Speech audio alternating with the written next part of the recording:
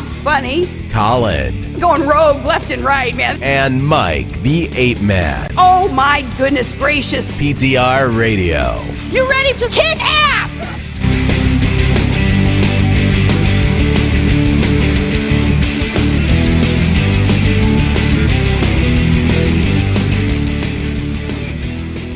Good evening, everybody, and welcome to another edition of PTR Radio here on the fabulous interweb. Hope everybody's enjoying the holiday weekend. You know, it's always nice to have a good 3-day weekend behind us. You know? Oh, you're in a woke state that had a 3-day weekend? Yeah, I was surprised. I saw an article today that only 19 states recognize today's federal holiday. Yeah, So- I'm shocked. It's I guarantee. Well, state offices were closed here today, but there's odds on. There's a pool on how long it's going to take before they announce that this is going to be a holiday next year, paid holiday. Yeah, so That's a federal holiday. I'm not sure if it was a bank holiday. I worked today. It was a bank holiday. My daughter was off. She works at a bank, and so was my oldest grandson. He now works at the bank too, and they were both happy. Was it a national bank holiday? That's the question. Well, they're a credit union, so they don't just give them days off for the hell of it. You know, like a bank, but different. That's what they say. You know, but they were happy about that. Oh, yeah. So, yeah, Wall Street was closed today, so, yep. I can tell you, UPS does not deliver today. Regular delivery for UPS didn't happen today, or FedEx. But luckily, UPS drop-off was still available, so you could drop off your packages at certain UPS stores. I only know that because I had to take an Amazon return, so that was good. Oh, you didn't take it to themselves were Kohl's? delivering. I didn't just what? You didn't just take it to Kohl's? No. I needed to take it to Amazon's gotten really weird. It's like every other return, I have to take it to a different place. It's like, okay, this one needs to go to USPS. This one needs to go to UPS store. This one needs to just go to Kohl's. This one's it's kind of like a scavenger hunt. They're going to send you a different place every single time. It's like It's like guess which one you're going to go to now.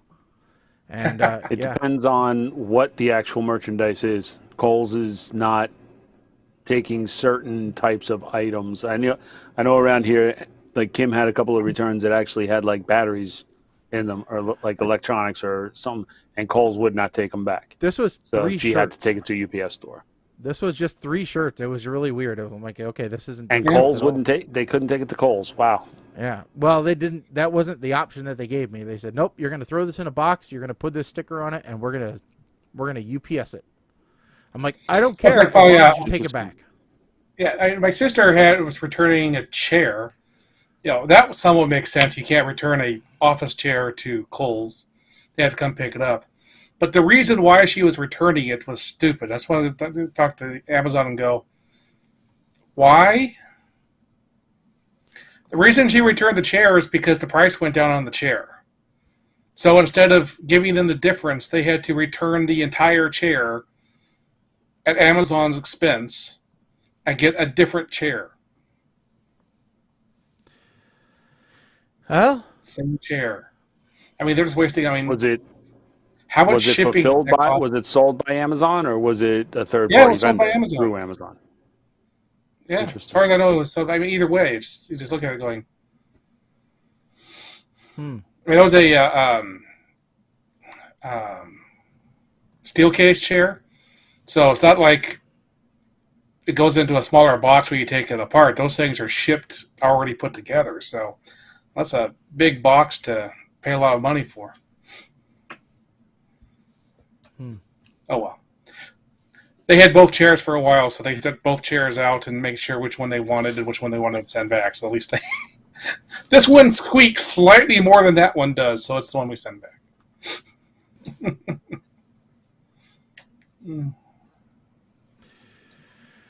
Yeah, I don't know.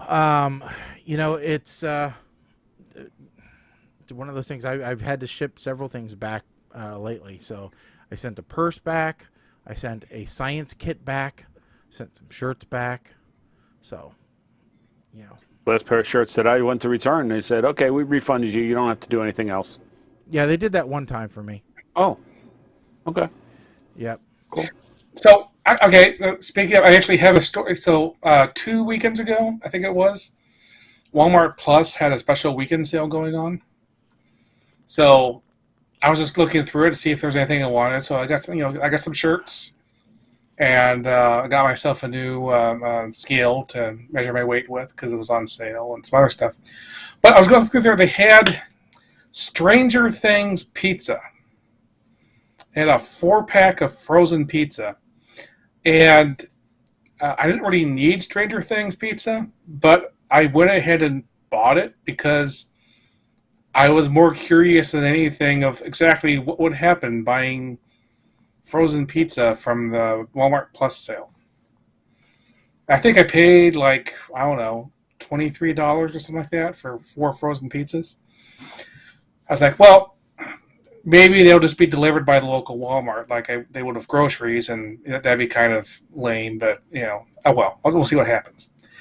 What happens is they shipped the frozen pizzas from Oklahoma, and 3 days later they arrived UPS. They were in a styrofoam cooler with 2 bags of dry ice on top of it, so they're still frosty cold. But I'm just looking at this going, again, who at Walmart thought this was a good idea? Because they must have paid a lot more in shipping that to me than they actually got from me. So anyway, maybe the same people at Walmart that thought that Juneteenth ice cream was a good idea. Yeah, that's brilliant. It's my sister-in-law signed up for that $35 Walmart Plus plan, where you can have groceries delivered to you at home. Yeah, that's what that was a sale specifically for that. Yeah. Yeah, I have that. So, and my wife's like, well, do we need to sign up for that? And I'm like, well, let's see here. No. Right now, we get free, pickup. We don't have to pay any fee, and we pick it up because, you only have to pay if your order is less than $35. And I can't remember the last time we went to Walmart and bought less than $35 worth of stuff, even if we said we were just going in for a loaf of bread and a gallon of milk. We never walk out for less than $35. It's just the way that it is. Yeah. So, I'm like, no, we don't need that. Plus, you really don't want them just dropping everything off at the door, I don't think. It's just a lot. She goes, well, as long as you're home to help me unload the, 18 6-packs of soda that you order every time, then it's okay. Because, that's what we get. So yeah. I usually have, six packs of Pepsi, 18 6-packs of Diet Mountain Dew, 2 cases of water. Okay, now all the groceries that we need to order. Okay, that takes care of that. It is a complete waste of money. I have it because I had a specific need for it. I can't remember what it was, but there was some specific thing. I think maybe it was around Christmas that you had to have Walmart Plus to get into the correct queue to buy something. I forget what it was. Anyway, I have it at the moment. I'm definitely not going to be renewing it. But I am using it while I can since I have it. Yeah. It's just, I don't know. There was just no reason. Oh, no, there is no reason. Do not get it. It's stupid. Yeah. I'm like, there's just nothing that we need for that. So. In fact, I think the thing I bought it for in the first place turned out not to work out, so I basically have it for no reason. But, oh well. Such is life. So, but, yeah. I mean, it's, it is what it is. I just realized I misspelled our stream title. It was supposed to be... I was looking at it, I was like, Muskl. Muskl. Yeah, it's supposed to be more Muskl? Musk. It's supposed to be more Musk. But, more Muskls in my... okay. Yeah. Maybe. So, but yeah. And the reason why it's more Musk is, jumping into one of our first topics tonight is, Elon Musk is in the news again, and it's, it's. We talked about on the last show how we'd gone from, hey, maybe he's not, the guy that we thought he was, after he said, okay, everybody needs to come back into the office all the time, to now he's just blatantly ripping off ideas from the show. I mean, it's essentially. It's just, listen, we know that you've got, your internet, feelers out there, and you're just, they straight up said Twitter was just giving him a dump of everything that was happening, so it's obvious that he's just stealing all the good ideas that are being discussed on Twitter. But, to go through our show archives and steal past ideas just seems a bit much. But yeah, so, now he goes and he claims one of our famous lines, which is that Idiocracy has gone from being a comedy to being a documentary. And again, and I'm not going to say that we are the only ones that have said that, but we definitely are the most prolific ones that have said that, we'll say. Well, here's the difference. We say it half jokingly. Yeah. A lot of people are saying it now because, well, these are the same people that think 3,000 cows suddenly dying in one field overnight is a government conspiracy. Mm-hmm. And or aliens. Yeah. I would accept aliens. But I also know that no alien, if they are intelligent life, would be coming to this planet now and making their presence known. Any aliens coming to this planet now would take one look and be like, yep, we missed the window of opportunity, we're out. Yeah. And we all know that it's really an alien conspiracy. That's what it is. It's an alien government conspiracy. Of course it is. That's why Tom Cruise's movie was #1 at the box office again. Yeah. Aliens. He's waiting for the mothership. With Obama and the unicorns on the hill. Remember? Yep. You remember? I remember. So, but yeah. Yeah. So Musk was saying that that a lot of his friends are giving the exact reasons for not having kids as the reasons given in the opening scene of Idiocracy. Now, for those who have never seen this movie, first of all, go watch it.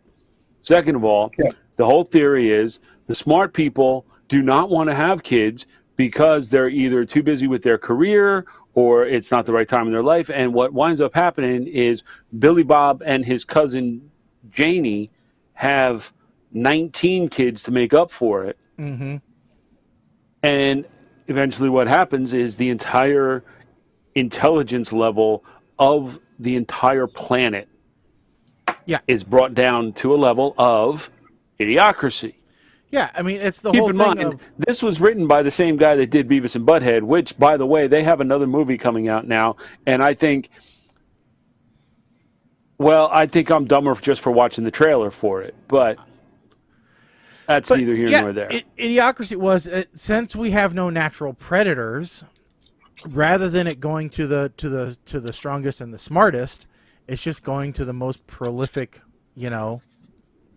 reproducers, which are, oftentimes the, hey, hold my beer, Yes. So that's just the way that it goes. So, but anyway, it's just, we talked about that for a long, long time. So I don't think there's anything new about it at all. Yep. But it's funny because the news that came out today is that Elon Musk actually lost one of his kids today. He lost one. Yeah, one of the oldest ones decided to changed their name because they no longer want to be associated with him. Wow.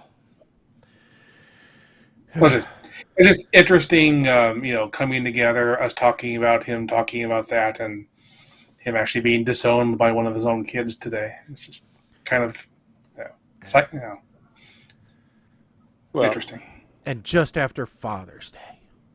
Ugh. which child was it? That's the question.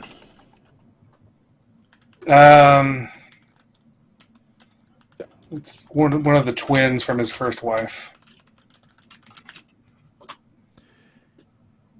Okay. His son, Xavier Alexander Musk. Okay, that's why. He wants to change his name to Q. Actually, It's got nothing to do with not wanting to be associated with Musk. It's like, hey, you gave this other child this name that is part of the quadratic equation. I want to be that cool. yes, the new name is Vivian Jenna Wilson. From Xavier. Mm-hmm. Yes. Is this one of those things that I'm supposed to try to understand about the non-gender Just ignore it. Just know conformality that Xavier Musk's name is changed to Vivian Jenna Wilson.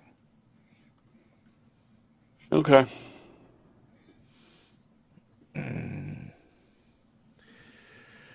Oh.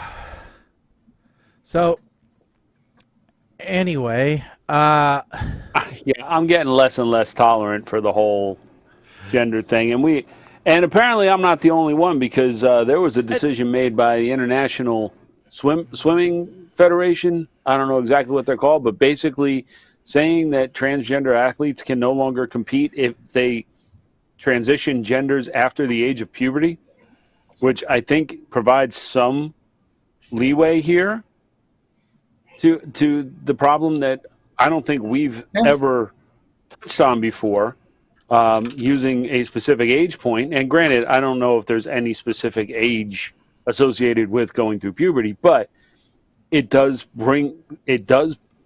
shine some light onto part of the discussion that we have talked about, that if you develop and go through all of those changes as a male, go through puberty as a male, your body develops differently than a female would, and transitioning after the fact does present some kind of physical advantage in some sports. So, Yep. I think that it's still a controversial stance, but I think it's headed in the right direction. yeah. Well, it depends on the state. I don't know that we want to say that we're Mike. I don't think you want to say that you're less tolerant of it. I don't think that's the right word. I don't think maybe that's a wording you were looking for. Because tolerance is one thing. Yeah. I mean, because we're tolerant of everybody, right? I mean, Yeah. I think I'm overwhelmingly we say, hey, listen, whatever you do is your thing, and as long as it doesn't affect me, it's no big deal, right? Okay, so let me clarify it, because tolerant is kind of the word I was looking for, but I want to clarify the stance here. I'm tired of that being used, of gender or gender identity being used as an excuse for being against something, or it's almost like a new form of racism where, when in doubt, play this card. Right. And I'm not saying that applies to everyone, but it seems like the media especially wants to focus on this when sometimes the parties involved don't even want to, they're not even focusing on it. Right. I just didn't want to, I hated to rebut you there, but I didn't want you to come off to anybody meaning like you were against anyone. That, because you're definitely not. No. That's fair, and folks will soundbite and clip it however they want, same way they do with real celebrities. Yeah. So, You're real saying- celebrities. Thank you. What do you mean? What do you mean, Mike? We are real celebrities. I mean, come on now. We're on the internet. Everybody on the internet's a celebrity. I mean, come on. We've got fans. I mean, we've got that whole intro that where Colin's the man. We've got somebody saying Colin's the man. He used to listen to everybody. Now he just listens to Colin while he's mowing the lawn. Well, You know, I wish we all had people that listened to us while they were mowing the lawn. Yes. You know, but anyway, but I'll tell you what we need to be big. And actually, my wife was, we were watching church online yesterday, and then it got over, and because we're logged in as me, it went to Linus from Linus Tech Tips afterwards. And of course, he started this video off yelling and screaming about something, as most of his videos start doing. And she goes, "What the heck's up with why do you got all these people on?" And I'm like, "Well, he's a tech YouTuber guy, so I follow him." And she's like, "Really? People watch him?" And I'm like, yeah. Then I go to tell her, I'm like, "Well, he now owns like 4, large business buildings, and he just moved into this giant new house, and they're updating it." And she's like, "Well, where does he get all his money for all that stuff?" And I'm like, "Well, YouTube and all these other things." And she goes, "Well, aren't you on the YouTube?" She goes, "Aren't you on the YouTube? Why don't we have, where's all the money that we're supposed to have from the YouTube?" And I'm like, "I don't know. We're on the YouTube. All 3 of us are on the YouTube. I don't know why we don't have the money. We've been waiting. I mean, we put the phone number up there. They could call us and say, 'Hey, where do we mail the YouTube check to?' I would be satisfied if we got sponsored where they sent us stuff to use, like promote. I want to be a brand ambassador. And I'm not talking about ski because I can't get ski around here. Yeah. How can I be a brand ambassador for something that people around me can't go buy? And at our age, I'd be happy if they say digestive gummies. PTR Radio endorses digestive gummies to help your tummy when you need to go. That would be our, if you want to help, if you want to help, if you want the right audience, I mean, hell, Alex Jones promotes glider chairs that go up and down stairwells, and we'll do those. We just got to. That's our demographic, maybe. I don't know. I mean, what is all our we're saying demographic? is when we publish to YouTube, we want to be able to click that checkbox that says that it was sponsored by somebody. Yeah. So if you have a product that you want hawked, all right, if you got a man grate, or if you got a gold covered rose, or if you got there's a whole man grate thing. If you look at it, man grate. If you just look up man grate, it's a barbecue cast iron grill accessory. Oh, yeah. Okay. All right. That's not where I thought it would wind up going, but okay. No, it's a cast iron grate for your grill. So Isn't that something we could easily use during that translates to us? I'm thinking more tech stuff that, Asus ROG computers or MSI gaming. Yes, they want people who pronounce it ROG instead of ROG. Yes, that's what they're looking for. Fine. Okay, fine. MSI, the official broadcast machines of PTR Radio, something that relates to our show. You want to do barbecue. I'm throwing stuff out there. Obviously, from the looks of us, we enjoy barbecue. Yeah. But we're not going to turn away any kind of sponsorship opportunities if people come and knock him. But I think we're more likely that we'll be able to get some kind of tech sponsorship and endorse specific products that we use. Maybe GTD Audio would like to sponsor us and provide us with official sound equipment. I don't know. You say that, but have you heard about all the advertisements for all these mattress companies on podcasts and everything else? Because those podcasts aren't about sleeping, but everybody's hawking either a purple mattress or a ghost bed or whatever. Shaggy trying to get his bed paid for. He's trying to get reimbursed for his bed. That's what he's doing. Yeah. I got it installed. I got it installed now. I see you. Hey, I told my wife, I'm like, we are just a slight rearrangement away from being a 1950s couple at this point. All right. Because did I show you guys the picture of the bed that we got? Yeah, so that's what you got? So this is what we got. So this is basically it.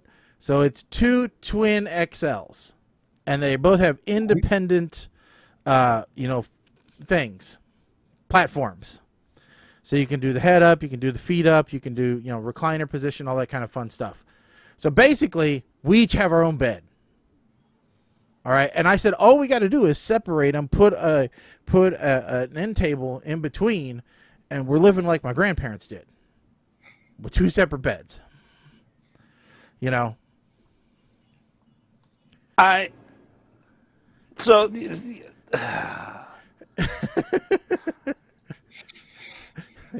Not putting up a GoFundMe. Mama Blair wants us to do a little. It's not really insider trading, but she wants us to do some type of a Ponzi scheme scheme, or I was going to say some type of fraud. That is. I was getting ready to look up the word embezzlement to make sure I'm using it right, because I am in more intelligent company. Yes. But that sure as shit seems like it's along those lines. Yes. Maybe we could put up a Kickstarter with an idea for a holographic podcast, knowing full well, and we'll just CGI a demo for it. Yes. And then, oops, we ran out of money because R&D was more expensive than we thought. Sorry, folks. Yeah. And we'll walk away with $2 million. We need a Kickstarter for a special button for Shaggy's new beds, so that they're separated with the table in the middle. When you push the button, and Barry White starts playing, and the table gets lifted up to the ceiling, and then the beds collide. I tell you what, I was questionable about this bed, because I'm normally like, okay, a bed in a box. I don't know if I'm gonna like this or not. Here we go. It's not too bad. It's not too bad. And it My is first memory They should foam put that in mattress their was marketing in the box from material. Shaggy Costco. from PTR. so. Yeah, Bed in a Shaggy box from PTR says not too bad. Bed in a box from Costco. Mike, go ahead. Yeah, that was then one of those ones that you had to just let unfold for half a day. Mm-hmm. And I think it was like, I want to say it was like $400 for a queen or queen size bed. And it lasted many years. But when it died in spectacular fashion. You'd sit on it and it would compress from like an 8-inch mattress down to about the size of a Dr. Scholl's insert. So if you weren't comfortably in the middle, when you got into position and you laid there, you weren't moving. But you had to make sure you were in the middle of the bed, because if you were too close to the edge, you were going to fall out. Yeah. Mm-hmm. Yeah. Yeah, that's my fear with the bed in the box thing, is that if it's that thin, and then it's supposed to open it up after I cut the bag, then how do I know it's not going to just go back that thin again as soon as I lay on it? Well, see, and these actually have, these actually have springs in them. They're coiled springs so in the middle. They do not compress down. Here, let me see if I can give you an example here. See, now, my queen-size mattress from Costco came in a box about this big. Mm-hmm. Okay? So when you open it up, Colin's absolutely right. All that air, that's what happens. Now, if it was something where you could figure out, here we go, YouTube patent, people. It's a bed in a box, gets shipped to you this big.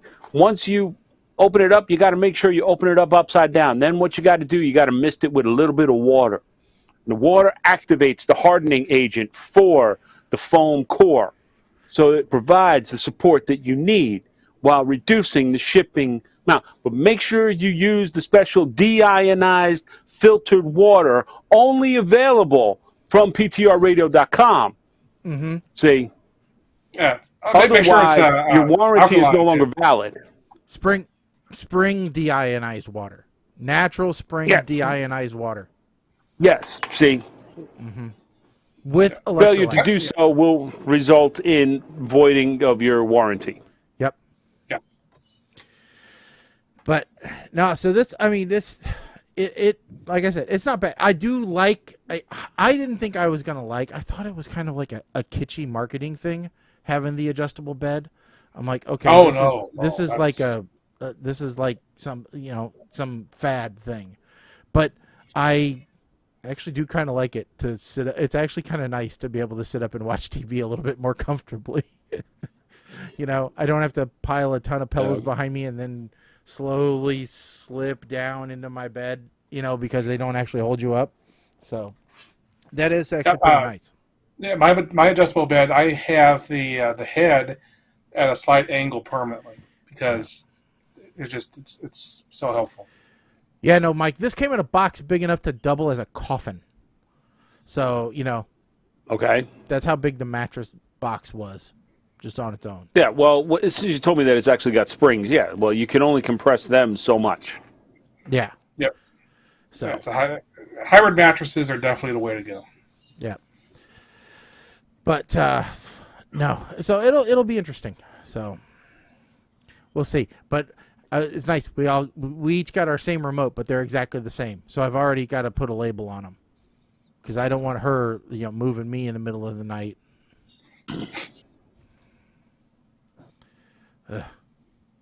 So I'm going to ask you guys a question, pretty much knowing the answer. Do you want to see me blow my stack tonight or no? Oh, I don't know. What's the topic? Well, because maybe you won't be alone. There's talk that a sequel to a movie might be coming out. Is it the Beetlejuice movie? It ain't the Beetlejuice movie because that one I'm still waiting on that one, and it's supposed to be happening, but I've only seen teaser posters yet. No, there's a musical. I just kind of spoiled it there. So Joker 2. There's rumors going around about this movie. They're going to make me literally start investing in propane and torches and pitchforks because there's no way in hell. They want him. Okay, so you want to cast Lady Gaga. She's already proven she can act to an extent, right? I have a lot of respect for her. I think she's a great talent. But you're going to cast her in Joker 2 as Harley Quinn. And they're going to there's talk they're going to make this a musical. Do you really want to see? I will set this place on fire. The only way you can make me more angry about this whole concept is if you told me that they were going to make Harley Quinn and Joker British. That's the only way that would make me even more angry about this, because it's you can't. No, don't take a musical. How are you going to follow up a movie where Joaquin Phoenix's Joker went on live TV and shot Robert De Niro, and that's kind of the climax of the movie? You don't follow that up with a musical, people. That's the point. No, that's the point. That is not what you would expect. No. Nobody expects the Spanish Inquisition. No. See, you talk about wanting to lose money. Joker is a DC property, right? Yeah. They're already in a world of hurt. They're going to sink money into a freaking musical when they've already pretty much written off The Flash as a loss? No. They can't do this. This is just stupid. Yes, you want to bring Lady Gaga in and you want to play to her strengths, but have a musical number, not make the entire freaking thing a musical. Okay. Here's where I agree and disagree with you both, okay? If they're saying they want to do full-on Broadway musical with dance numbers and stuff, no. But, Well, here's where I could see. I don't see any other way. I mean, the idea of doing a sequel to Joker in general sounds like a bad idea. Because agreed. If you just 100% make more agree. of the same, it's going to be terrible. If you come up with something, and maybe they have some core idea here, I can see it. But I'm thinking of. Okay, I go back to the original Batman cartoon, 90s cartoon, not Batman with Adam West. They did a musical episode of that, and it was amazing. So I can see the roots of maybe come up with something. I am extremely skeptical that they can pull it off. And it probably will be exactly the trash that Mike is afraid of. But I'll give it a 5% chance of being good. But you're a better man than me. I think you're going to alienate the core demographic that supports the DC universe, and you're going The to core you're trying demographic to. that supports the DC universe doesn't like the Joker in the first place. I mean, that Joker movie was not what they wanted. Well, okay, The reason it was point. successful is because it was a good movie. It was not a great DC movie. Yeah. So, all right. So Joaquin Phoenix was a much better Joker than Jared Leto. Well, yeah. Right? So, and I think that is why Joker... This Kleenex has a much better shoe than Jared Leto. Well, and that's not to say Jared Leto is not a good actor. I think he is. No, that was just a terrible... Actor. That was just not the Joker, period. His career is... this man's career is pretty much over. Stay away from the superhero genre after Morbius, because you're done, dude. You might as well just try to play like, I don't know, didn't they have like an X-Man named like Grub or something, or Worm, that his superpower was he shot 2 worms out of his chest? That was like his... That's who you're playing now, because you're done. But after that, you could have had a monkey wearing Joker's makeup, and the fans would have went to see it because they'd be like, well, it's better than Jared Leto, so maybe they redeem themselves. Doesn't hurt that Joaquin Phoenix is a good actor. He's a screwball.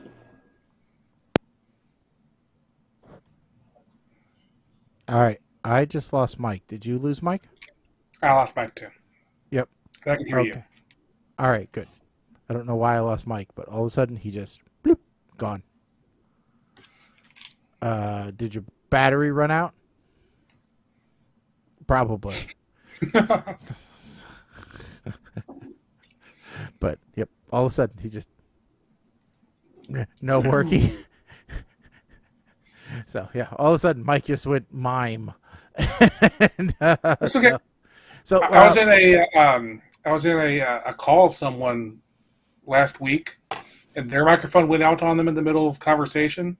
And when it first went out, it just stopped. It kept repeating the last word that they said. And then as time went by, it just every so often I'd hear the word like just softly in the background go again. I was just like, Okay, I'm back. There you are. Now you're back. Oh, yeah. Okay. Yeah. You know, I've taken to trying to use rechargeable batteries, and they don't give you any warning. Nope. So they work or they anyway. don't. Yeah. But you're kinder to the environment, Mike. So that's what. Yeah, matters. sure. You know. Kinder to his pocketbook. No, not particularly, because these damn batteries were like $35 for 4. And okay, now interactive. All right, so as I was saying, Joaquin Phoenix, great actor. He's a screwball. He's a great actor. I kind of feel like this is one of those situations where he did really good in passing. Walk the Line. Yeah. So yeah, and he can sing because that was his actual, you know. But here's the thing. It's almost like Gaga said jokingly in passing, or showed up at a Halloween party dressed as Harley Quinn, and somebody said, "Oh, we could do this, and you could be in a musical." And that was the buzz of this particular party. And all of a sudden, Todd Phillips says, "A lot of people were talking about this. I'll bet you we could do it." Nobody was talking about it seriously, dude. Please don't. Please don't. Well, fix the rest of the DC universe, please. Mm-hmm. Well, Colin had an interesting idea to possibly save the Flash movie, which I think we have differing opinions on how this should move forward, just in general. So I think we've talked, and we can talk a little bit about that. So we've talked before about how Ezra Miller, who is currently the Flash for DC's film universe, okay, has had issues. All right, he's not exactly the most mentally stable person out there. All right, he's accosted people in restaurants. He's then followed them back to their house, flashed weapons at people. Now he's suddenly embroiled in a legal issue where supposedly he was grooming a young woman, and not like doing her hair, but like, emotionally and physically grooming her to be a child bride type thing. And so there's reports out there that Warner Brothers is separating from him for future Flash projects. Now, other than the Justice League variation movies, we haven't. The Flash movie is the only one that has him in it as a lead character, because they were just starting off with that story. And even when he was initially cast as that, there was a big outcry from the Flash fandom who said, "Wait a second, you've got a perfectly good Flash with a story already established in the CW Flash franchise." Everybody likes, Grant Gustin, and would be perfectly happy with him taking that to the big screen. But the problem is that he's potentially ending his tenure as the Flash on the small screen. So, how does that work? CWDC has kept that separated all along. With the Superman has two different screen and the Flash was arguably the largest one, because Superman was a minor character at the time on TV. Right. Mm-hmm. Right. Now, and then they brought him in at the end of the last Crisis on Infinite Earths. Yeah, right? As a cameo. Yep. As a cameo. So there's been a whole lot of stuff going on with this, and the Flash movie is complete. They're done filming. It's in post-edit. Yeah. Okay, so here's the problem with Ezra Miller himself. Dude is on the run. There are arrest warrants issued for him. Dude is on the run, knowing he's being accused of grooming this girl, who, by the way, has come out on social media and said she is all doing this of her own volition. She is not being groomed, blah, blah, blah. He's posting up cryptic memes that are basically mocking the entire accusation while on the run. Mm-hmm. Now, my initial thought was Warner Brothers would be, if I was the public relations person or the person responsible for marketing this movie and promoting this movie, I would be downing a fifth of gin every night dealing with this. How do you promote a movie when the lead character, the actor, has all of this following him, all of this negative publicity? He ain't going to be doing any press junkets for it. You know this. Nor do you want him to. Yeah. Because then they'll know where he's going to be, and he will be arrested as your multi-million-dollar investment is ready to premiere. The question, and Colin, you did have a very good idea for the ending, which I'm not going to spoil. I'll let you tell it. Okay. But I still think Warner Brothers would be smart to shelve this thing. So Just there's based a lot off of of the things way back and publicity. forth. Yeah, there's a lot. I mean, the thing is, it's really a decision for Discovery. And Discovery had nothing to do with the making of the movie in the first place. So that does leave them a lot of leeway just to say, we're going to take a charge for it. No one can complain about it to us because we didn't do it in the first place. And I saw... So this movie doesn't just have... It actually had... what's been leaked is like there's 3 different Flashes in this movie. And... what's his name? Michael Keaton is in it as Batman. Because this is... It's also another Infinite Universe thing. So what I said was, what they could do, they already have multiple Flashes in there. And I said, well, they could just end this up at the end of the episode and, some special effects thing, the Flash accidentally turned himself into the Flash from the TV series. It doesn't have to be the same character. It's just the same actor takes over. They've done very similar things in the past. That's one option. Or they pick one of the other 2 Flashes they have in the movie already. My favorite I saw somebody else do is like I saw one on Deadline, a commenter said, they should just take all the Michael Keaton footage, throw everything else away, and use that footage and make a Batman Beyond movie instead.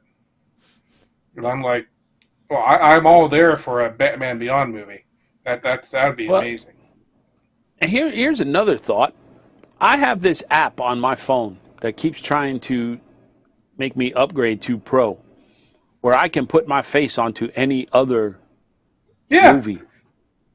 Yes. The technology exists.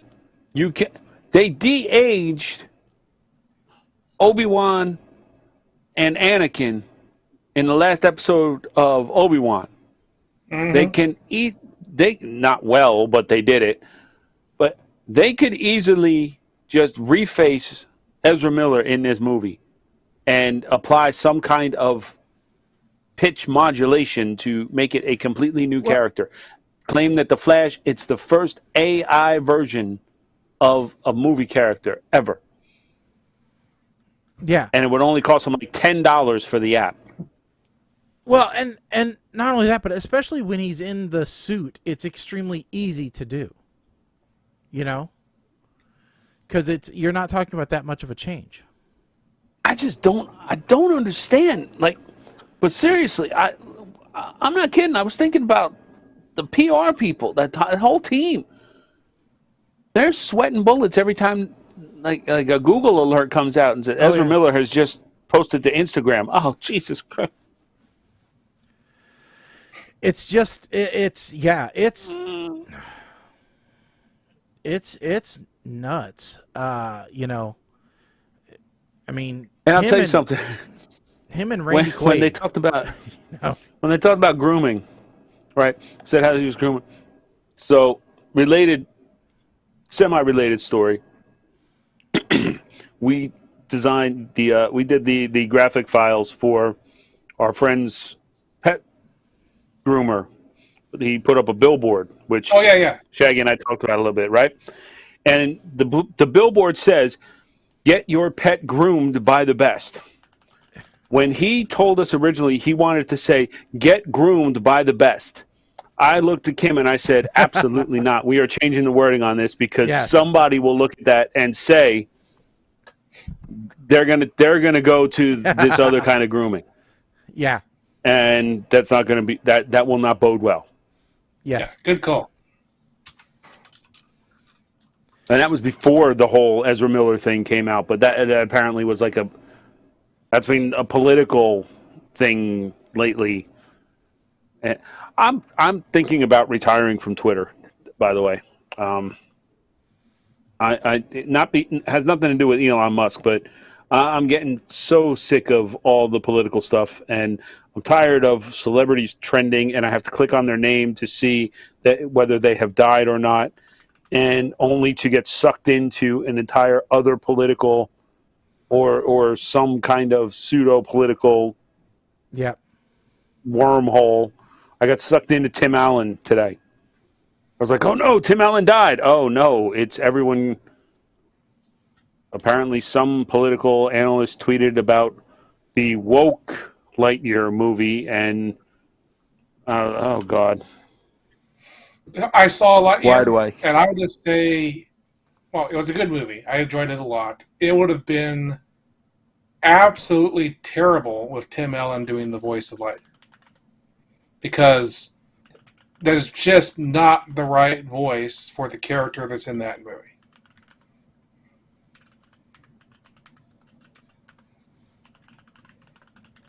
And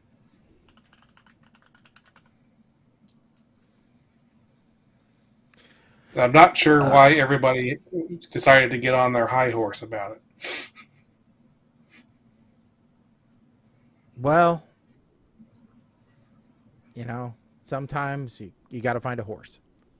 So, Quick reference is just a real quick question: is History Channel part of the same umbrella as ABC and Disney? No, definitely not. Okay. I can't remember if History Channel.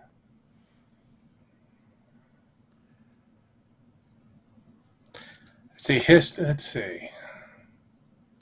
It is somewhat connected. So History is owned by A&E, and that is a joint venture between Hearst Communications and eventually Disney. Okay. Because my whole point was, all right. Apparently Tim Allen and Richard Karn are reuniting for a series on History Channel that is inspired by Tool Time. It's going to be devoted to the history of tools. Uh-huh. Because my point was, Yeah. y'all are getting up in arms about Lightyear, but where were you when Last Man Standing got canceled from ABC? Yeah, and they're also doing a Santa Claus miniseries of Tim Allen. So there's nothing wrong between Disney and Tim Allen. They're actually making new stuff together. And so it has nothing to do with why the voice was recast.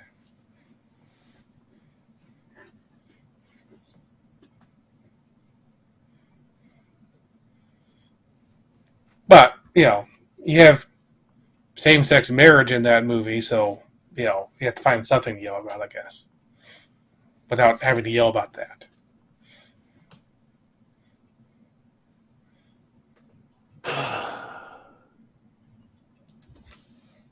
My point is, not everything was political, but okay. If you want to look, somebody's going to get political on me because I'm drinking a a drink inspired by Finland.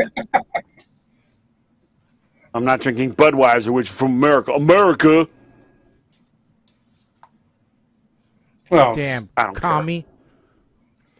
All right, so Mike, you posted an article that obviously holds something deep in your heart to the white sheet. I know this is going to affect you personally. Revlon is claiming Chapter 11 now. I mean, are you stocking up before they go out of business? Is that what this is about? Do we need to start looking around town for you and shipping it to you? Because you're worth it. Isn't that the tagline? Yeah. Revlon? Because you're worth it? I mean, or something like that. You are, Mike. Listen, you know that. Well, there's nothing wrong with wanting to feel pretty. No, you should. You should. Revlon was a great value brand, but my whole point about this one, like we've heard about, there have been other businesses that have filed for bankruptcy during COVID. Oh yeah. But this one, to me, was one of the most recognizable. And I think it kind of targeted, like, I was actually expecting it sooner if I hadn't thought they were already in bankruptcy. Because what happened, when you're not going to the office or not going out, you don't get made up.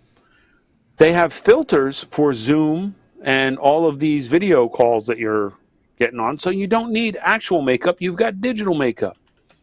I'm not surprised that Revlon is filing for Chapter 11. I mean, Chapter 11 is restructuring, so the brand is not going anywhere.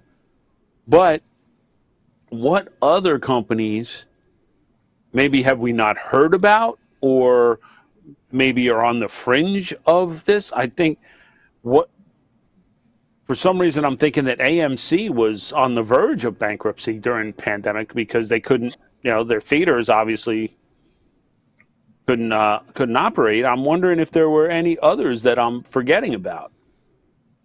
I mean, it's entirely possible. Yeah.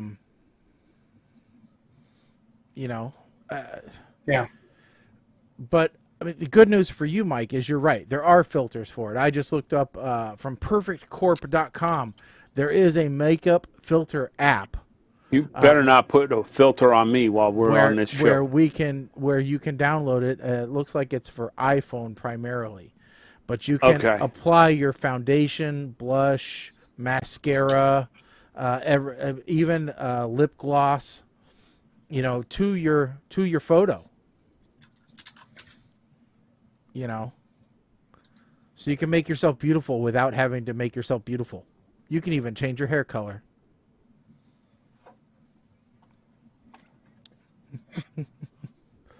I was looking to see if there's anybody else I know of that might be having problems. I mean, so Procter & Gamble seems to be doing extremely well. Thinking of Old Spice and, all that side of things. And they seem to have been weathering just fine. I don't know if there's any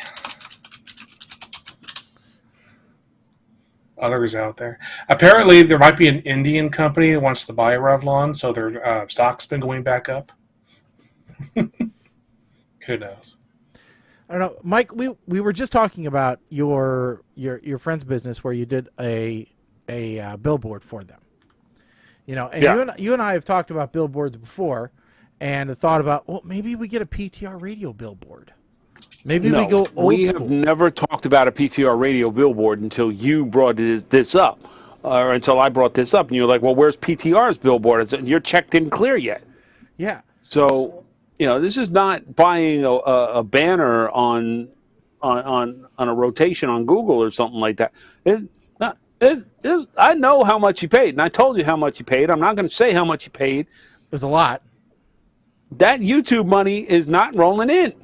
Well, what about a digital billboard? No, this is not. Well, a digital billboard is different because I did see like Father's Day billboards that you could do for like $40 for a rotation for one day on Father's Day. So a digital billboard, sure. Now comes the question. There actually, the question because there's only one. Now comes the list of questions. One, are we prepared for that kind of potential influx of listeners? Well, two, Mike, we've been training for 15 years. Do you really want to? No. Two, do you really want to be that well known in your area? Aren't I already? All right, because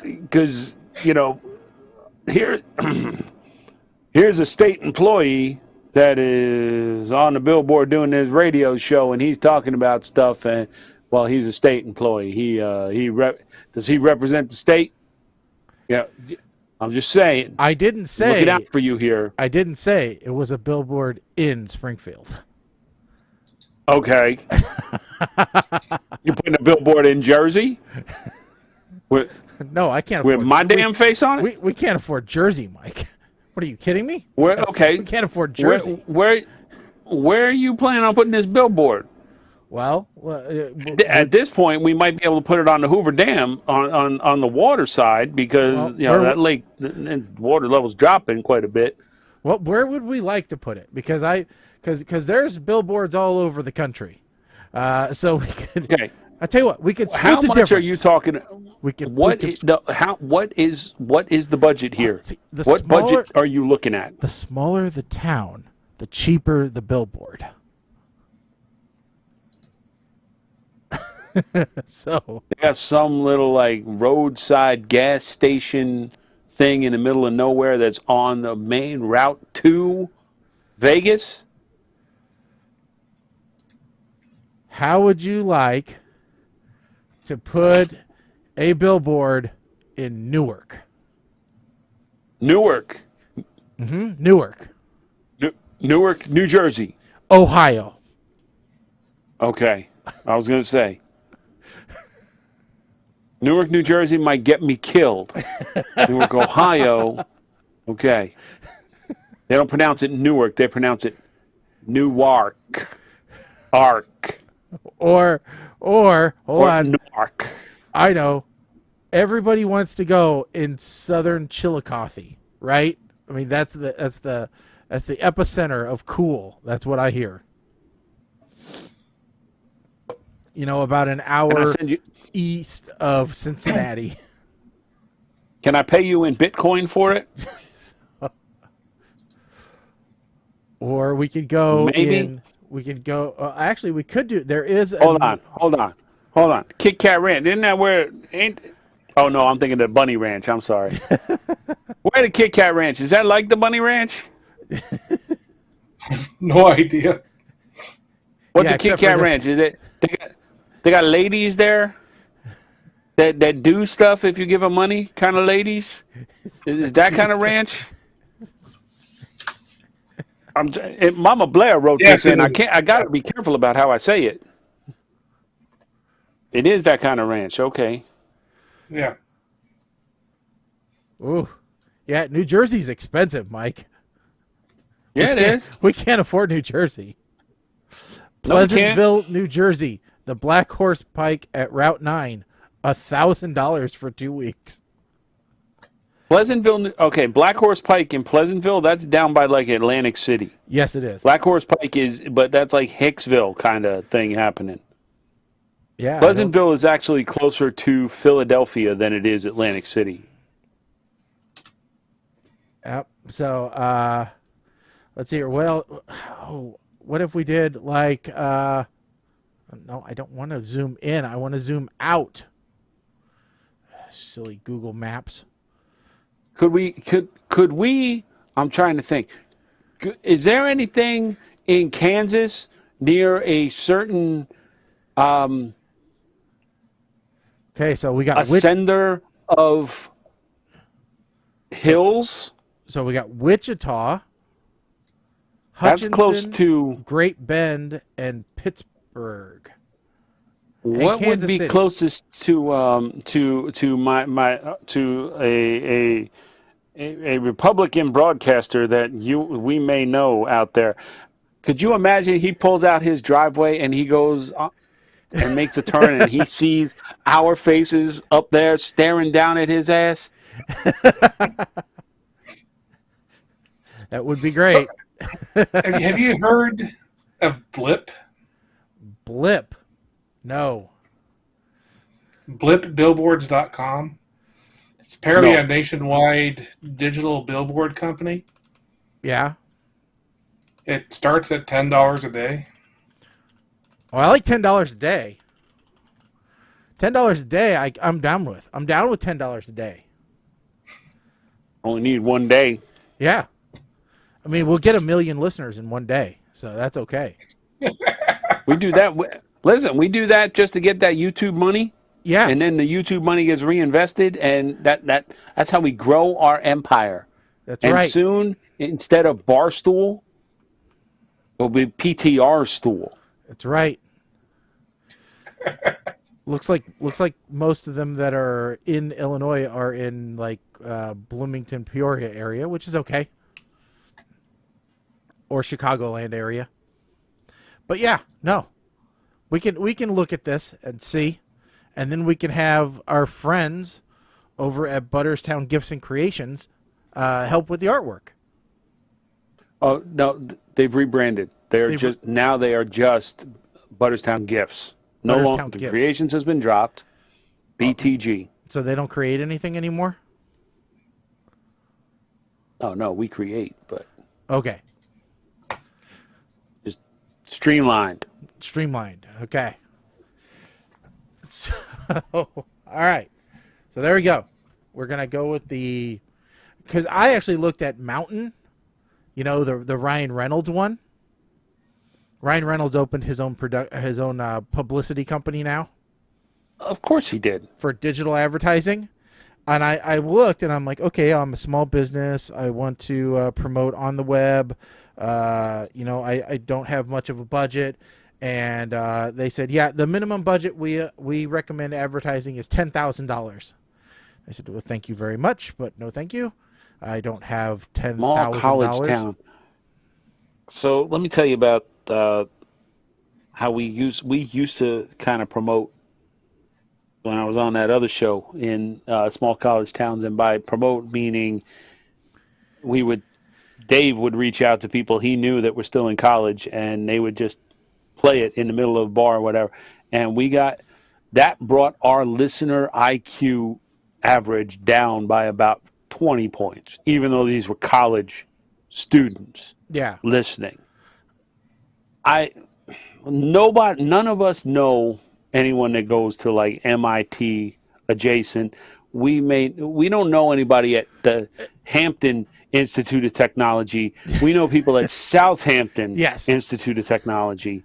The sister school. And not only that, but I think we really need like the divorced dads, group, or the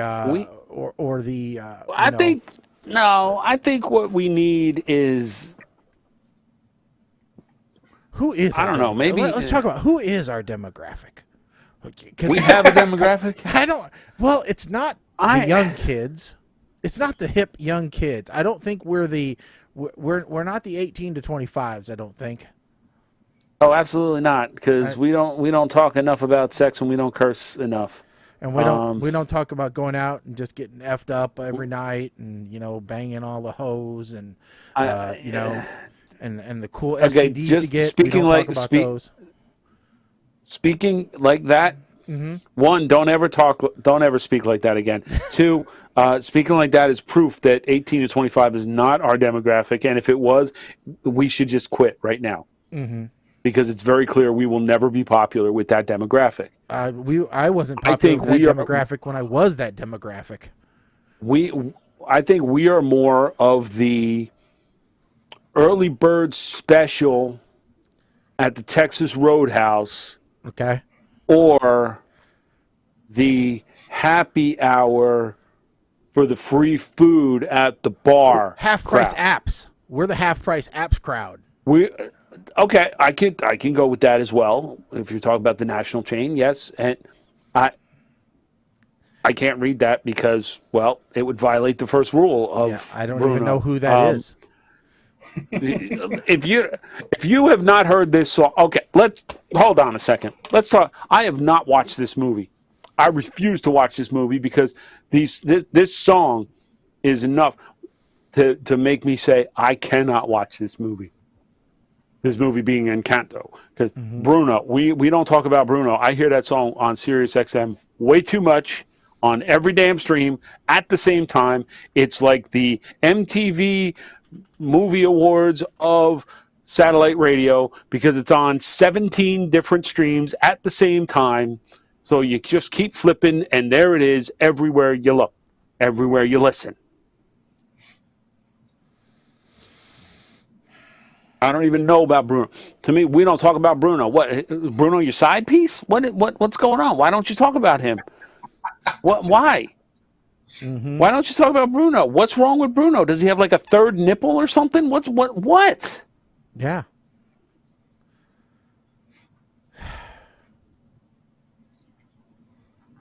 Not a problem I've had because I don't listen to the radio. Well, just silly. I pay for Sirius XM, but I don't listen to it. Oh my God. Okay, so I was looking. I'm like, okay, certainly there's got to be a quiz that can tell me what demographic I am, or I appeal to. Oh God. Well, there's a thing from Business Insider that says, "What does Google know about you?" Google can guess what age you are based upon what you've searched. Okay, not based upon your Gmail information. All right, so it says. So here, I'll give you guys the link, and you guys can go work along with this because I think it's going to be hilarious. What this is. Oh God. So you'll see a list of attributes that Google has predicted about you, including your age, gender, and interests. So according So here's how the ads are personalized for me. So evidently, Google thinks I am a female who is interested in real estate, apparel, bars and nightclubs, beauty and fitness, boating, books and literature, campers and RVs. Okay, hold on a sec. Hold on. Before you go any further, I want you to do me a favor. Go like you're going to print this. Because I want to know how many pages. It doesn't format very well for printing, but that's a lot. No, it does not. It's 'cause probably it's only giving me 7 one. pages or so, I would Okay. say. But yeah, but the biggest thing is, it says I fall into the category of 65 plus years old. Mine says I'm 35 to 44. Well, at least it's accurate. Mine's correct, 45 to 54. That's a hell of a range, though. Well, 10 years, that's about right. Got my language correct, English. It got my gender correct, male. Both. Never mind. But, yeah, the number of things. Okay. I'm just going to pick random items that it thinks I'm interested in. Okay, ready? Adventure games. Okay, yeah.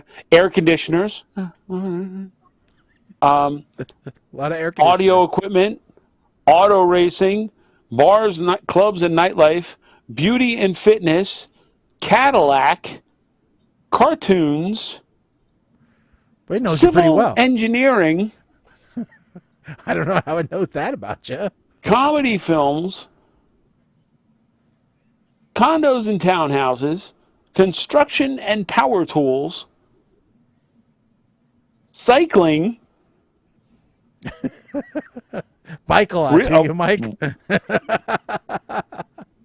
Dogs. Okay, well, okay, so that was a real hard one to guess. Funny pictures and videos. Green living and environmental issues. Hand and body soaps. This is a joke. Household income, high. Oh, really now? Hunting and shooting. Luxury goods. What the fuck? Apparently my wife's been searching on my computer again. Nintendo. Parental status, 3 factors. What does that even mean, people? What does that mean? Can I click on this? And what does it mean? Parents of grade schoolers, parents of teens. I have no, what? That's okay. Mine said I didn't have any children. So South Carolina. Tesla Motors. Really? Why? Because Volkswagen. Mine says I'm interested in Peugeot.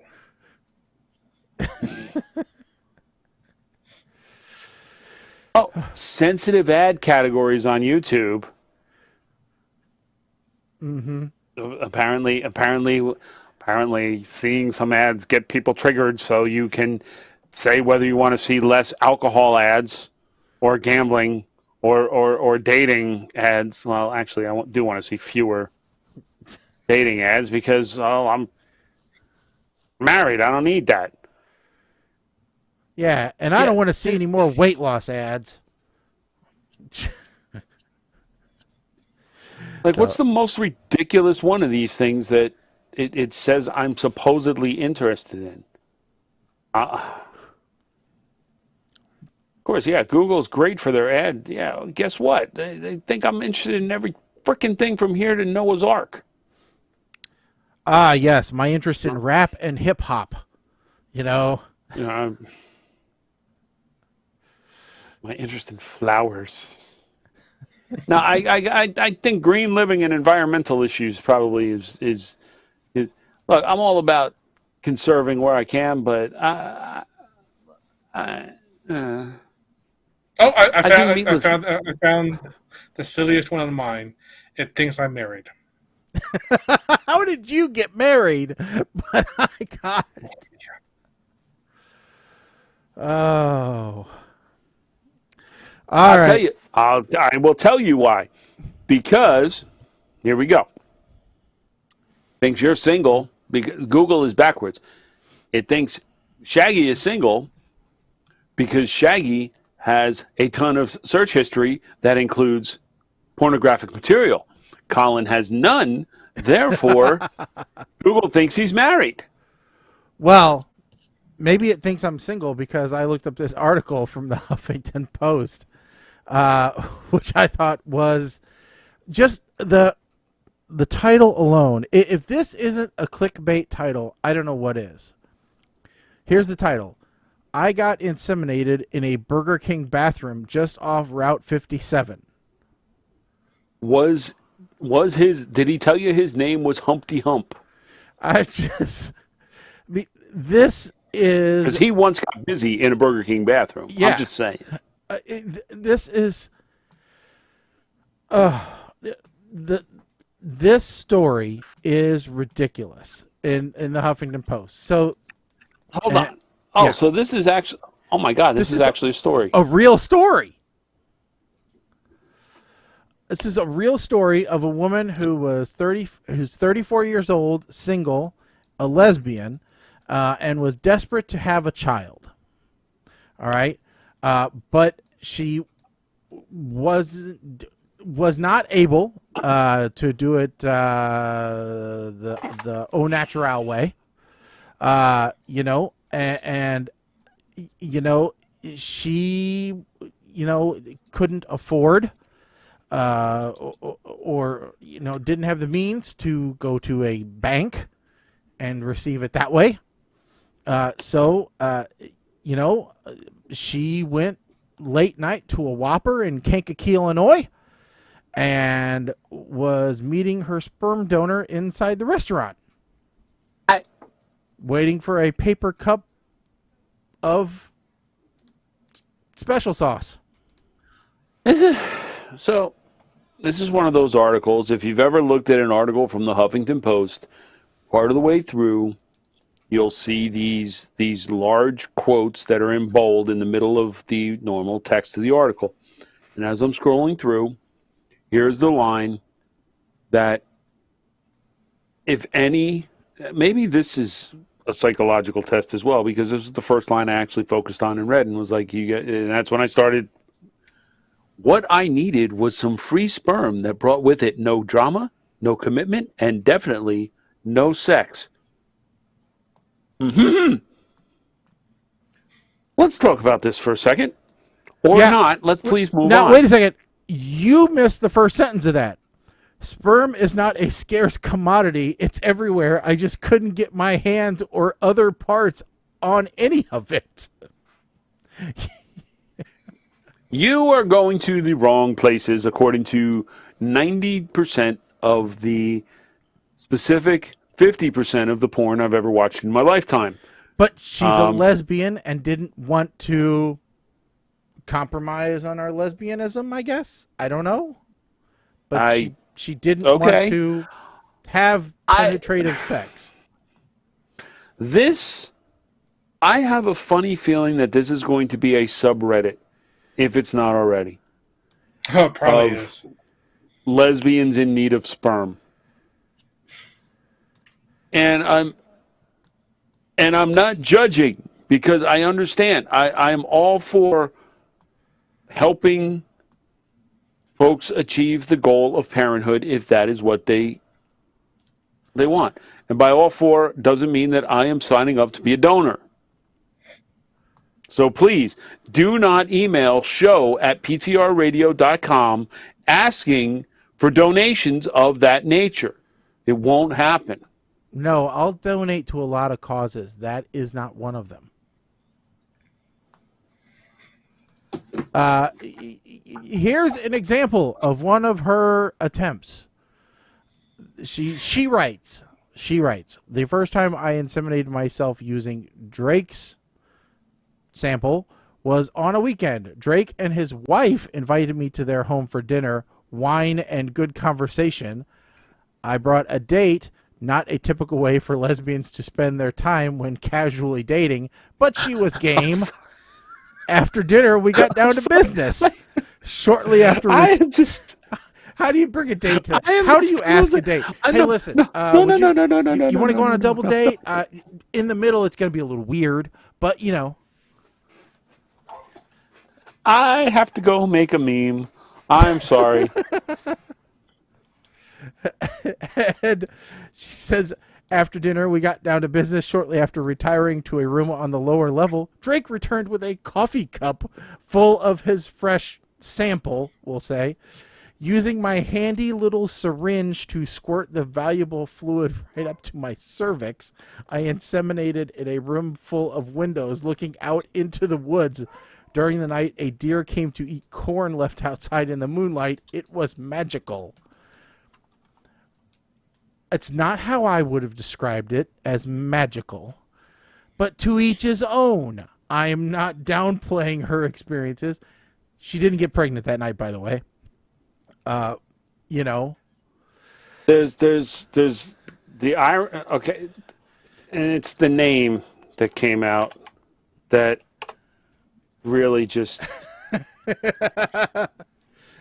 Okay, Drake. Yeah. I'm sorry.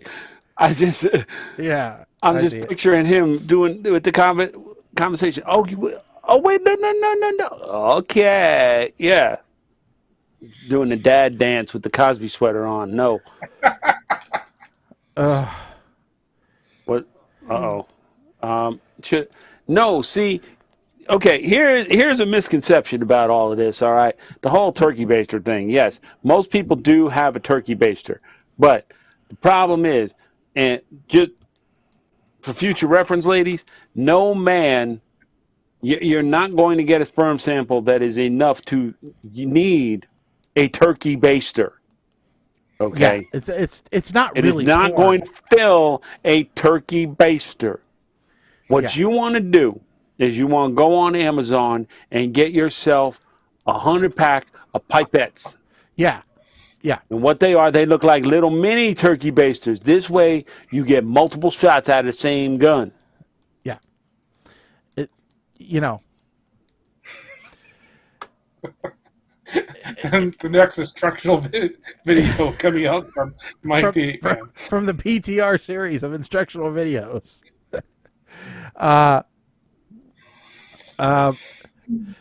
It's one thing when you're in love and sperm delivery is fun and convenient for everyone, but when you have to drive 2.5 hours each way to get it, and you figure out you're ovulating that morning by taking your temperature and peeing on a stick, it's not a simple process, was another quote from the article.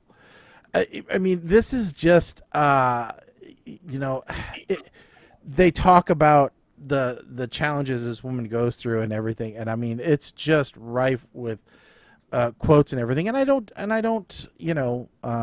belittle her challenge for having kids and the desire to have kids. It's just, boy, it seems like a lot of work to then after you have children have a lot of work.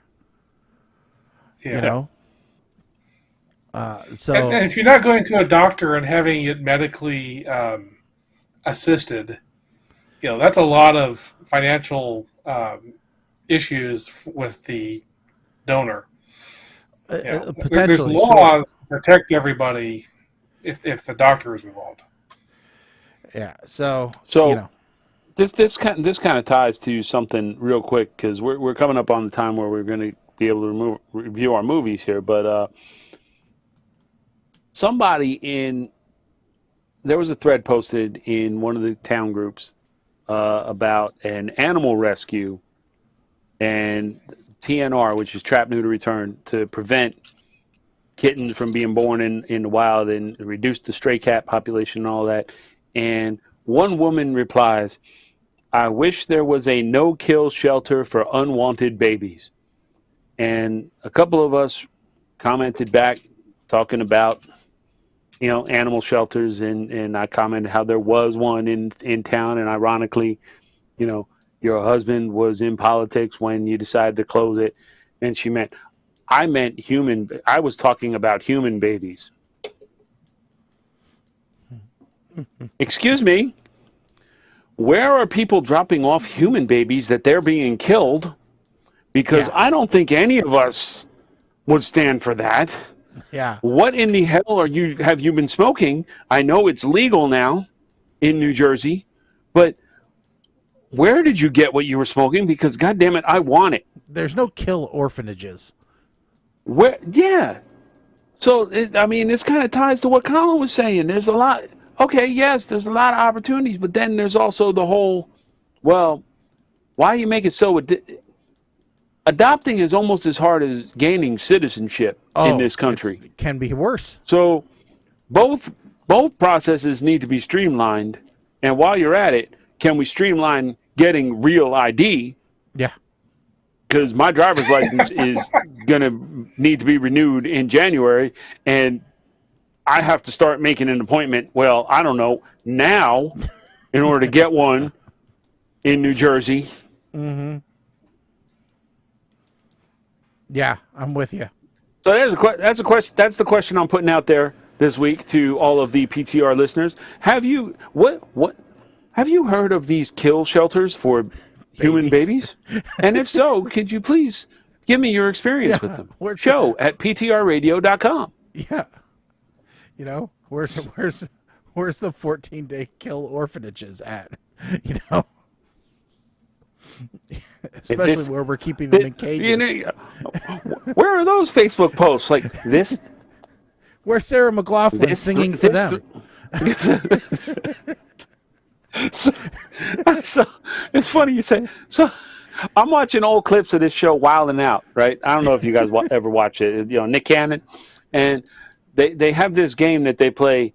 It's called Hood Jeopardy, right? And the question was the sound things that scammers say, and somebody came up and rang in and said, "In the arms of an angel." Yes, the ASPCA is a scam.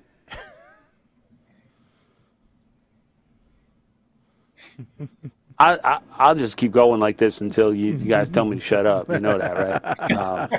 I've reached that point in my inebriation that I'm with you. I'm with you. Yeah, So you haven't been drinking. I trust me. I had plenty this weekend. We went to Oh, did Benny's. I mean, it was Father's Day. I mean, We went to Benny's, and so my wife, we went there because ran out of Smirnoff because we've been doing vodka lemonades, and then we also ran out of Absolute Lime vodka, and she saw this bottle of raspberry vodka. Yeah. What is Benny's? Benny's a liquor store? Yes. Okay. So okay. So not only did we get a bottle of the 1.5 of Absolute, but then we also got the 750 of lime, and then she saw raspberry Absolute as well, and she goes, "Ooh, raspberry lemonade sounds good."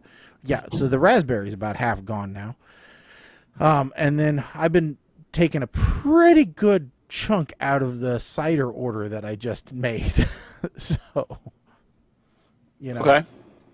And most of it has to do with all my projects because, I measured. We had a California king bed, okay, and I custom made the headboard with built-in end tables for us, and it fit the California king plus about 4 inches. And when I measured that thing for the new bed, I said, okay, it's perfect fit. If anything, maybe I need a 1/4 of an inch extra. Okay, fine. I'll just take some slats off of one of the, wardrobes. That'll give me the space. Well, that gave me the space needed for the damn platforms. But the mattresses are even wider. Mm-hmm. I needed like another 6 inches. So I ended up. That's what she said. Yeah, exactly. Never enough. So I ended up taking apart the bomb-proof bed platform, which I never designed to come apart. So taking that apart took a day. So, and that is where you made the mistake. You didn't over-engineer it, because over-engineering it would assume you have to disassemble. Well, I ended up with and because of the price of lumber, I disassembled it as meticulously as possible because I knew I wanted to reuse the lumber somewhere. I knew I was going to have another project coming. Mm-hmm. So, and I knew what project? What'd you got? Well, so, and what I ended up having to do was take her side table off completely. I had to tear off her built-in side table. Where's her stuff going to go now? I had to build another one, but this time I built it freestanding. And then I repaneled up where her side table was and built her a new one with actually more organization to it. Rather than just having one big cubby, it had 3 small cubbies that she had baskets that fit perfectly in, so it's got like drawers. I'll take a picture for you. It looks good. And then we could move it so that the beds fit perfectly in there. And now we got the right amount of room. But it was like I needed every single piece of pallet and then some. Luckily, I had like 2 extra pallet boards in my garage that I hadn't used already. So that took 2 days to do. And now I've got to go redo the flooring up in our landing because my wife decided she wanted that ripped up. So now I got to go lay new vinyl tiles for that. Okay. So. Okay. Yeah. And then I got to make a water pump box for outside. She got this old water pump, and it don't actually work, but I'm going to plumb it like a fountain and, have a little water feature outside with it. Okay. So it won't be cool. Okay. Yeah. All right. With that said, it's on to our double feature movie review. A postponement from last week. This week we're hitting two movies, Friendsgiving and The Power Project. Project Power. Project Power. Project Power, yes. Project Power, Power Pill, whatever you want to call it, Power Pellet. No, that's a Pac-Man thing. So you know what? Since Colin was not here last time, I am going to let Colin go first, and Colin can even choose which movie he wants to cover first. Well, Colin was here. He was the reason we didn't watch the movies. Yeah. Yeah, I'm the cause of the delay. Yes. So, Colin, which one do you want to do first? Project Power, or do you want to do the Friendsgiving? Let's do Friendsgiving first. Friendsgiving. Colin, take it away. Okay. Friendsgiving. Friendsgiving is one of those. It's a movie of annoying people in Hollywood getting together for Thanksgiving because they don't. The idea of Friendsgiving is instead of families getting together for Thanksgiving, you have friends getting together for Thanksgiving and calling it Friendsgiving, which I guess is a thing. But at least one of the couple is a family with their kids there, so it was kind of family Friendsgiving. I don't know. But anyway, point is, think of all of the lame, annoying people you could think of who might live in Hollywood, and they are all together in this house. That seems to, and lots of them are at least bisexual. I think that's the extent of the thinking of the plot of this movie. It's put annoying people in a house and make the audience watch it for whatever time they wanted to have this movie run for, and then the movie just will end. And that's pretty much what happened. We're watching the movie, and then the movie suddenly was done. And we didn't know why the movie was done, because nothing had happened. It just was done. And we're like, okay. So it's kind of like Seinfeld, and that it was a movie about nothing. And in the end, you just kind of sit there going, I would have preferred watching a Seinfeld because at least I would have, had a laugh out of it. It's a classification of a movie that my dad always says, the way this movie was good is that in the end, and it says, and then a bomb hit the building and everybody died. And then you're like, cool, those people are all dead. That's a good ending. But no, the movie just ended. So, yes, yeah, I don't know. I could give you the synopsis of all the different characters, but the synopsis of all the characters is the sum total of the entire plot of the movie. So everything from the mother with the kid who's getting divorced and has a bum who is living with her, pretending to have money, to the black couple who apparently are swingers, to her best friend who recently found out that she's a lesbian, and I don't know. I mean, like I said, synopsis of the characters is the synopsis of the movie because nothing else happens. I don't know. I can't. It's a well done enough movie that I don't care about anybody in it.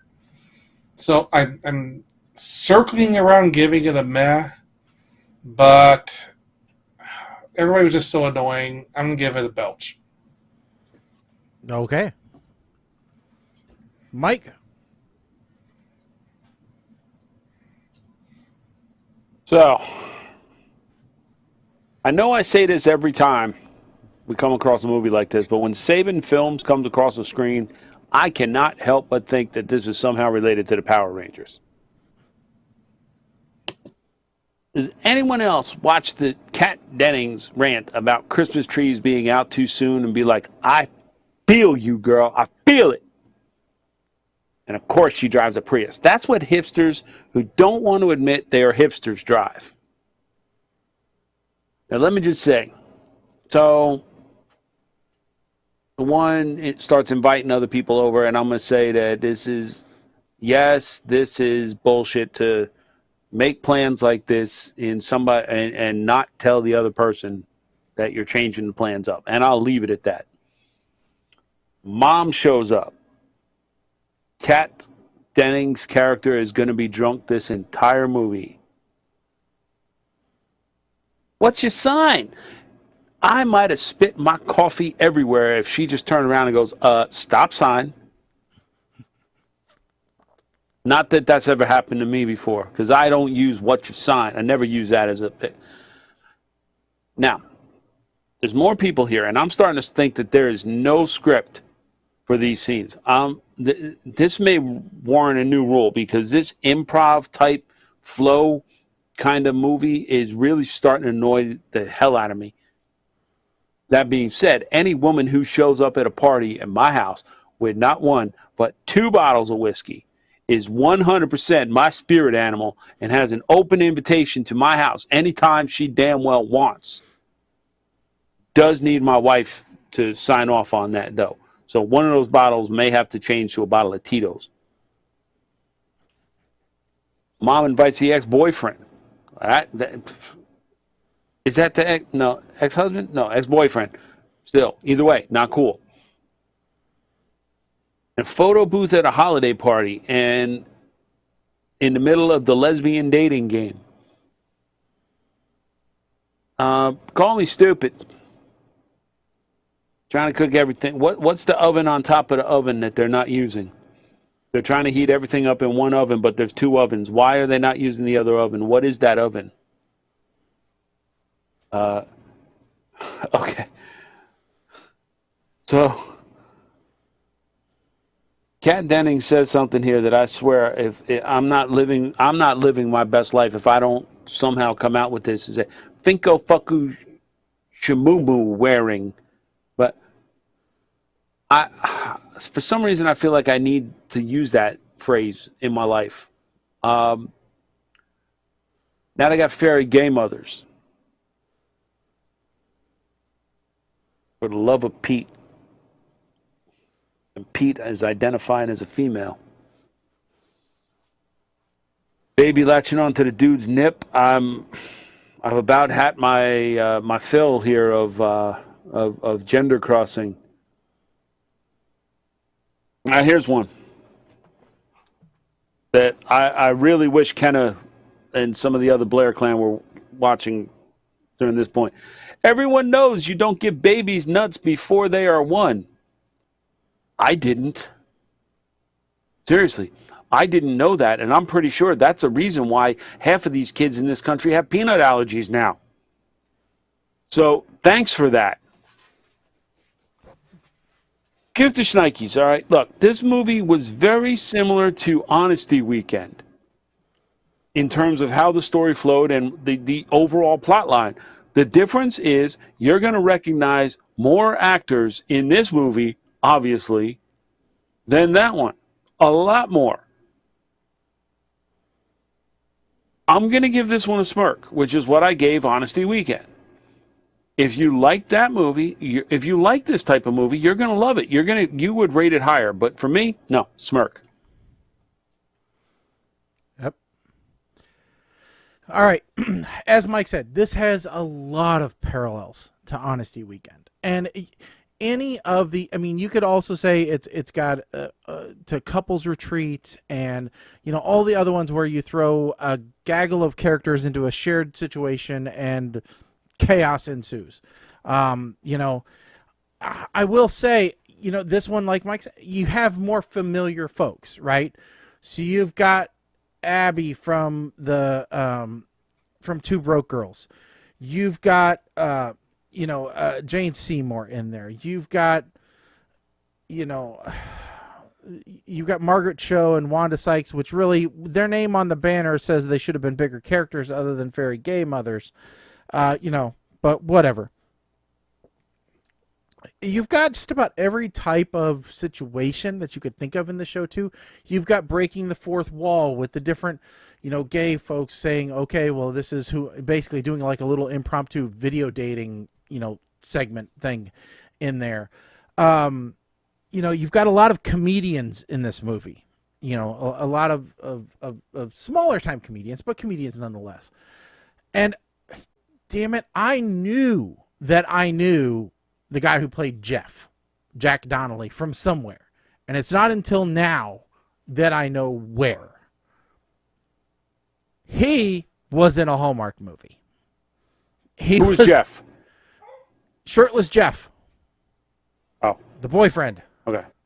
He was in a movie called A Royal Winter where he played Adrian the Prince. So, yes, I'm like, I know him. And he plays that same kind of charismatic thing before. I will say, I was disappointed in the way that story played out. Quite honestly. I thought Jeff was a nice guy.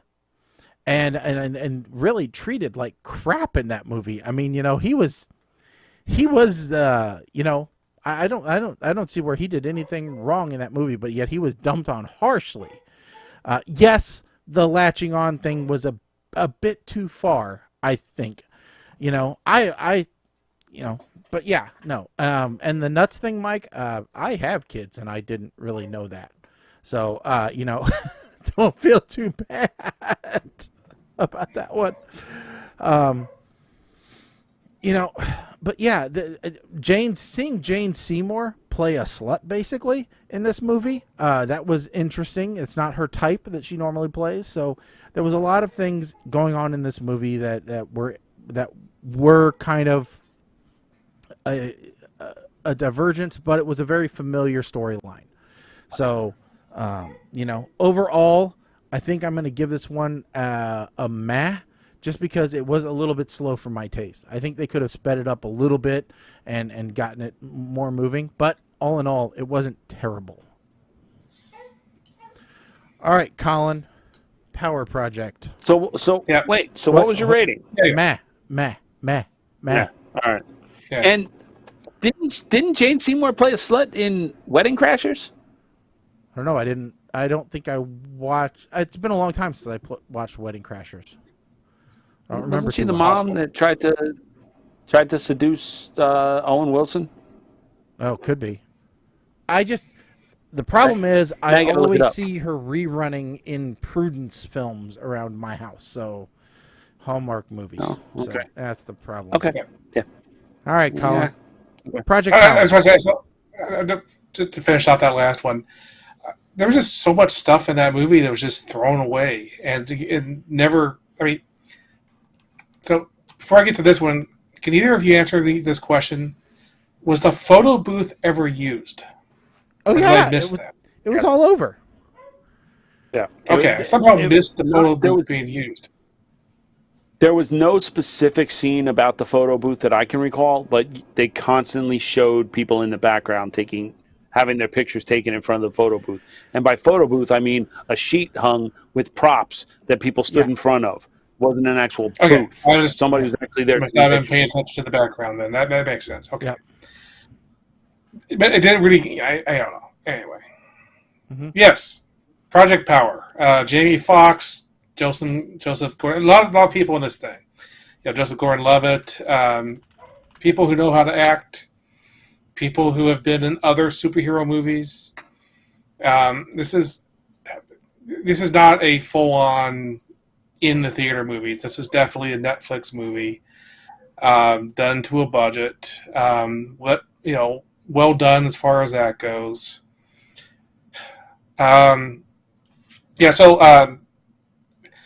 Your standard plot of some company has decided to experiment on people, this time with a pill that unlocks powers that were given by different animals. So kind of like Project Power Rangers, giving people ranger powers. Somebody gets a frog, somebody gets a jellyfish. Some people just blow up, which is always a bad time to take a pill and get blow up instead of getting a superhero power for 5 minutes. But the others, they're selling them on the streets like as an illegal drug, but they've in New Orleans. Anyway, it's kind of fun story. Jamie Foxx plays a father who's trying to find his daughter, who's actually the source of whatever it is they're putting in the pills.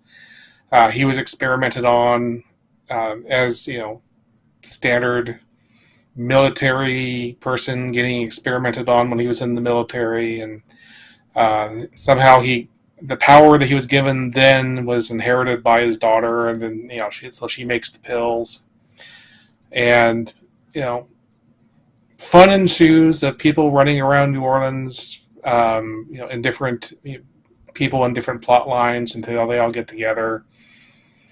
I don't know. I'm trying to narrate this as being relatively a boring narration because it's a relatively boring movie. It has some good scenes, some good special effects for a Netflix movie, but doesn't have that much to say. The casting is interesting because you have someone who's supposed to be like a teenager who is about 30 years old. Standard not casting people at their age stuff. Yeah, it's fun. I'll give it a smile. It was fun. Okay, Mike. So, full disclosure, for some reason, this has been out on Netflix for a while, but I've been avoiding this movie, and I don't know why. I don't have any specific reason for doing so, but it wasn't a movie I was jumping to go see. One of the first things I noticed is this mofo got a damn alligator chained up in his apartment. And what's the alligator's name? Fafo. What does that mean? F around and find out. He goes to the supermarket now, and I don't know where they're at, but there's a lot of damn cameras in this supermarket. Apparently, people be stealing a lot. And my batteries are low. I'm probably going to lose. Oh, no, wrong batteries. Hold on. No, you'll be able to hear me. Okay. The office at this supermarket was built in the trailer of a truck. And that is pretty damn genius when you think about it. Easy to move your crime syndicate office around. Now they got a scene where they go into a vet's office to get medication. And that is an old gangster trick that I have read about, that you go to a vet's office to get medical supplies or attention because vets are not required to report gunshot wounds to the police. Great tip to go along with the artificial insemination tip from your Uncle Mike. Now, I know I'm still trying to figure out if Jamie Foxx and Joseph Gordon-Levitt are actually on the same side here and just don't know it yet.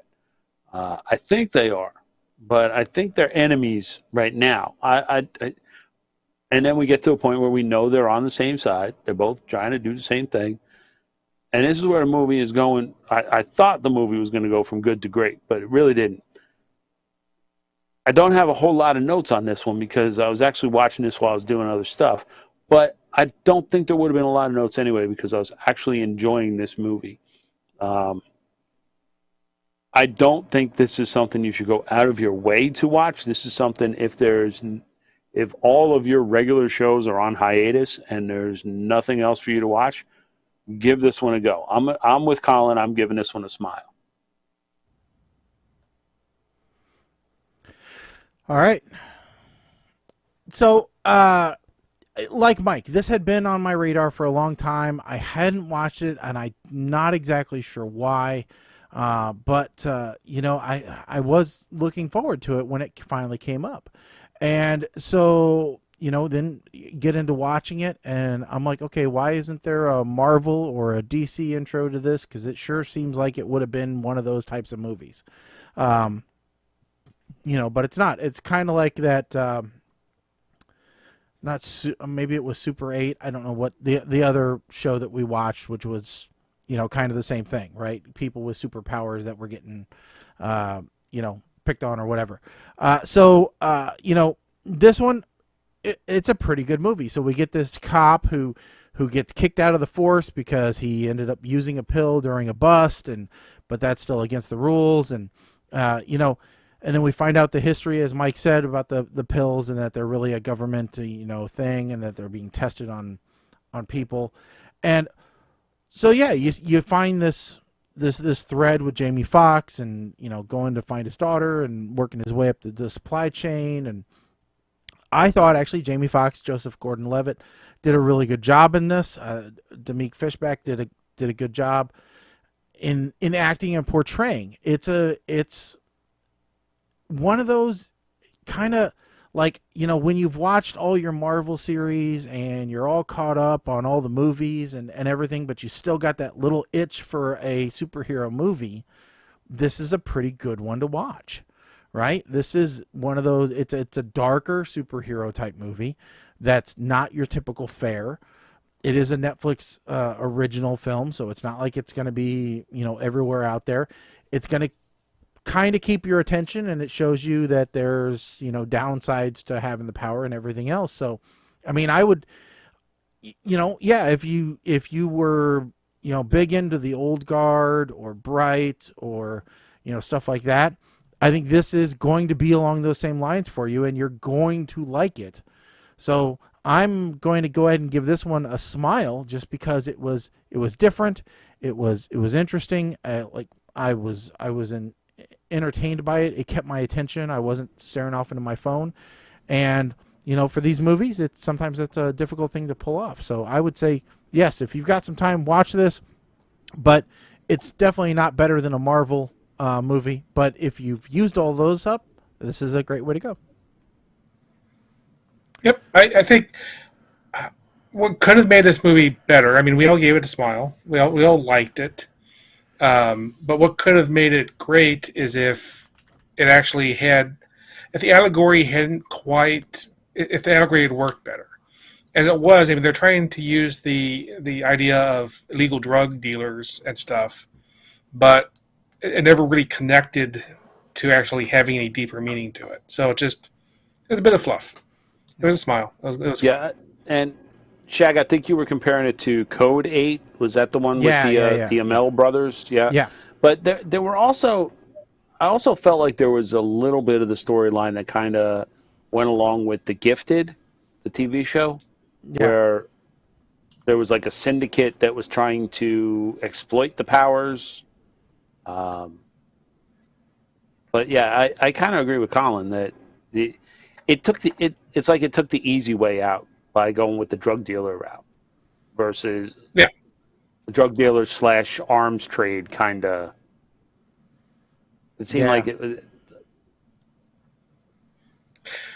Well, what the twist that they could have had at the end, which might have made it more interesting, is if the daughter had ended up actually being the one in charge. Yeah. I mean, could have. There's something at the end, some twist. But yeah, there was no twist, and I don't need a Shyamalan twist, but I need something. Yeah. Perhaps. So, all right, time to pick two movies for the next show. So, what do we got, Mike? Okay, so we've got 3 that are on the Real Movies tab. Okay. If we want to do those. And we've got 52 on the candidates. So if you want to just go 1 to 55, and I'll slot in the other 3 at the end there. 16. 16. Oh, interesting. This one I know is available because I just added it today. This is on Amazon Prime. It's a movie called I Think We're Alone Now, starring Elle Fanning and Peter Dinklage.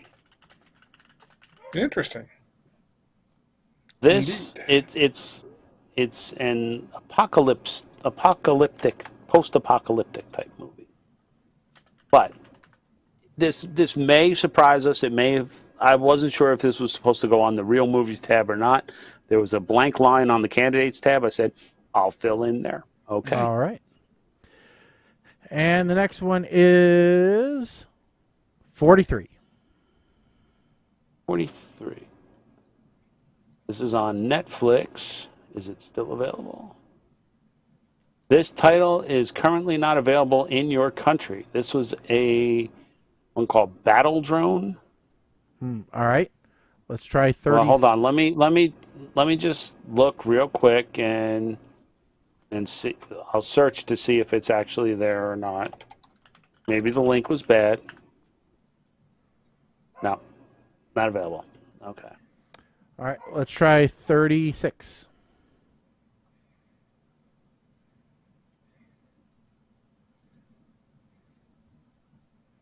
All right. Somehow the numbers got messed up, and well, try up or down.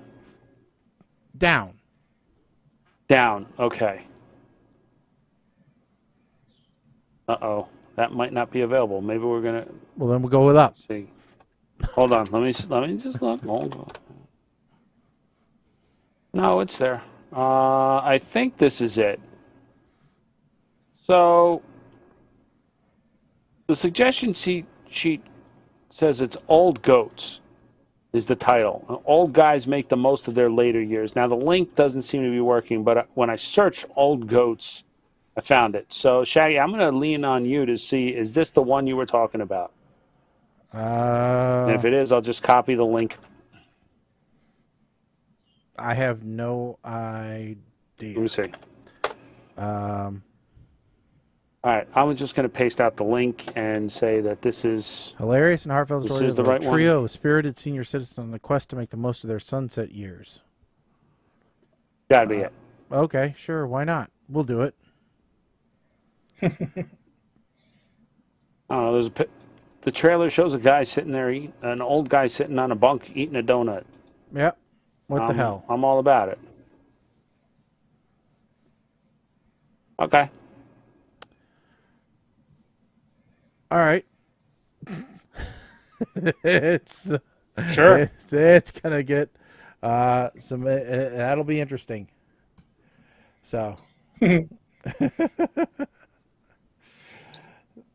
Might be one that none of us put in there, and we'll find out. All right. I'm pretty sure that's it. Yep. Now the only question is, looking at the calendar, 2 weeks from now is 4th of July. We're obviously not going to do the show then. Yeah. No.